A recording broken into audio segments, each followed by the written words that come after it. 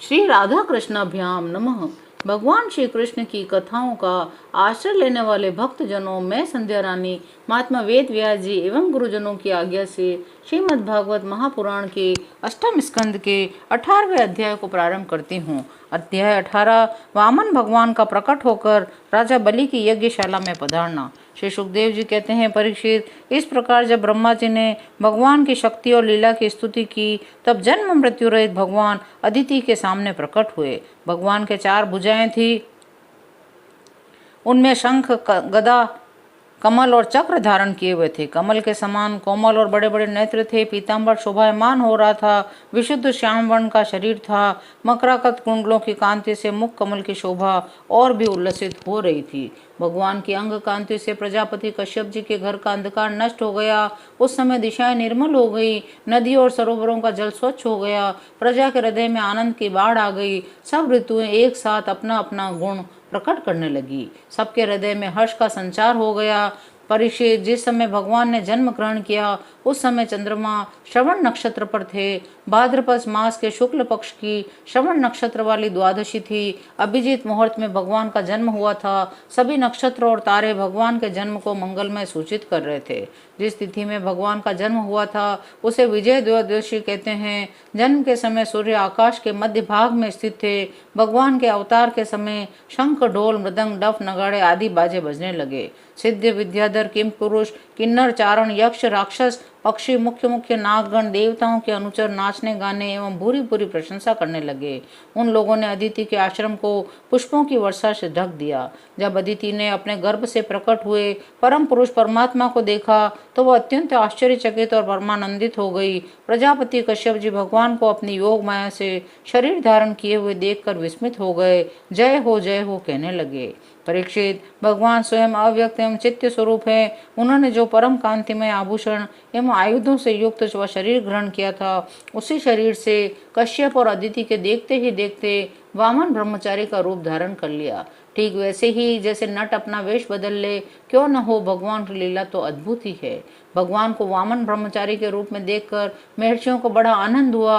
उन लोगों ने कश्यप प्रजापति को आगे करके उनके जात कर्म आदि संस्कार किए। जब उनका उपनयन संस्कार होने लगा तब गायत्री के अधिष्ठाता देवता स्वयं सविता ने उन्हें गायत्री का उपदेश किया। देव गुरु बृहस्पति जी ने यज्ञोपवीत और कश्यप ने मेखला दी। पृथ्वी ने कृष्ण मृग का चर्म, वन के स्वामी चंद्रमा ने दंड, माता अदिति ने कौपीन और कटी वस्त्र, आकाश के अभिमानी देवता ने वामन वेशधारी भगवान को छत्र दिया।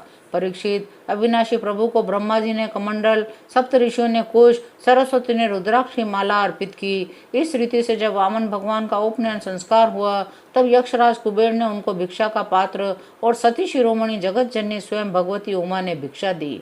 उसी समय भगवान ने सुना कि सब प्रकार की सामग्रियों से संपन्न यशस्वी बलि भृगुवंशी ब्राह्मणों के आदेशानुसार बहुत से अश्वमेध यज्ञ कर रहे हैं। तब उन्होंने वहां के लिए यात्रा की। भगवान समस्त शक्तियों से युक्त है। उनके चलने के समय उनके भार से पृथ्वी पग पग पर झुकने लगी। नर्मदा नदी के उत्तर तट पर भृगुकच्छ नाम का एक बड़ा सुंदर स्थान है। वहीं बलि के भृगुवंशी ऋत्विज श्रेष्ठ यज्ञ का अनुष्ठान करा रहे थे। उन लोगों ने दूर से ही वामन भगवान को देखा तो ऐसा जान पड़ा मानो साक्षात सूर्य देव का उदय हो रहा है। वामन भगवान के तेज से ऋत्विज, यजमान, सदस्य सब के सब निस्तेज हो गए। वे लोग सोचने लगे कहीं यज्ञ देखने के लिए सूर्य, अग्नि अथवा सनत कुमार तो नहीं आ रहे। उसी समय हाथ में छत्र, दंड और जल से भरा कमंडलू लिए हुए वामन भगवान ने अश्वमेध यज्ञ के मंडप में प्रवेश किया। वे कमर में मूंज की मेखला, गले में यज्ञोपवीत धारण किए हुए थे। बगल में मृग चर्म था, सिर पर जटा थी। इस प्रकार बोने ब्राह्मण के वेश में अपनी माया से ब्रह्मचारी बने हुए भगवान ने जब उनके यज्ञ मंडप में प्रवेश किया तब भृगुवंशी ब्राह्मण उन्हें देखकर अपने शिष्यों के साथ उनके तेज से प्रभावित एवं निष्प्रभ हो गए। वे सब के सब अग्नियों के साथ उठ खड़े हुए। उन्होंने वामन भगवान का स्वागत सत्कार किया। भगवान के लघु रूप के अनुरूप सारे अंग छोटे छोटे, बड़े ही मनोरम एवं दर्शनीय थे। यह देखकर बलि को बड़ा आनंद हुआ। उन्होंने वामन भगवान को एक उत्तम आसन दिया। फिर स्वागत वाणी से उनका अभिनंदन करके पांव पखारे और संग रहित महापुरुषों को भी अत्यंत मनोहर लगने वाले वामन भगवान की पूजा की। भगवान शंकर ने अत्यंत भक्तिभाव से स्वयं देवाधिदेव चंद्रमौली भगवान शंकर ने अत्यंत भक्तिभाव से उसे अपने सिर पर धारण किया था, वही धोवन राजा बलि ने भगवान के चरणों को धोकर करी। आज वही चरणामृत धर्म के मर्मज्ञ राजा बलि को प्राप्त हुआ। उन्होंने बड़े प्रेम से अपने मस्तक पर रखा। तब बलि ने कहा, हे ब्राह्मण कुमार, आप भले पधारे। मैं आपको नमस्कार करता हूँ, आज्ञा कीजिए, मैं आपकी क्या सेवा करूँ।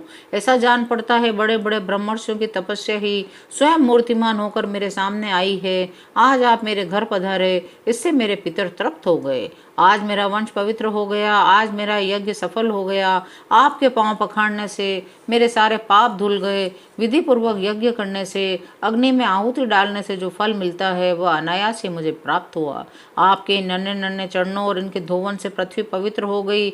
ऐसा जान पड़ता है आप कुछ चाहते हैं। परम पूज्य ब्रह्मचारी जी, आप जो कुछ चाहते हो, गाय, सोना, सामग्रियों से सुसज्जित घर, पवित्र अन्न, पीने की वस्तु, विवाह के लिए ब्राह्मण की कन्या, संपत्तियों से भरे हुए गांव, घोड़े, हाथी, रथ, वह सब आप मुझसे मांग लीजिए। अवश्य ही वह सब आप मुझसे मांग लीजिए। 18वां अध्याय यहीं विराम लेता है। शेष अगले अंकों में। जय श्री कृष्ण।